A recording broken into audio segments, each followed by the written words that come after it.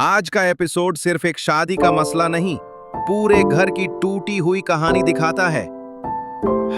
कमियार का guest room में सोना ये बताता है कि रिश्ते की दूरियां अब कमरों तक पहुंच चुकी हैं। दादी के साथ बातचीत में आयरा को पता चलता है कि इस घर में पुराने झगड़े और अधूरे रिश्ते ही आज के मसलों की वजह है।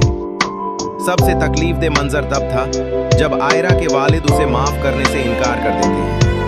एक बाप का दिल पत्थर बन जाना, इससे ज्यादा दर्दनाक क्या हो सकता है। कमियार के दोस्त उसकी शादी का मजाक बनाते हैं, लेकिन उसका रिएक्शन बताता है कि कहीं ना कहीं उसे भी एहसास है कि सब ठीक नहीं। ये एपिसोड हमें समझाता है कि मसला सिर्फ कमियार और आयरा का नहीं, ये पूरे घर के पुराने जख्मों का नतीजा है। अब देखना यह है कि क्या आयरा इस घर को जोड़ पाएगी या ये घर उसे भी तोड़ देगा।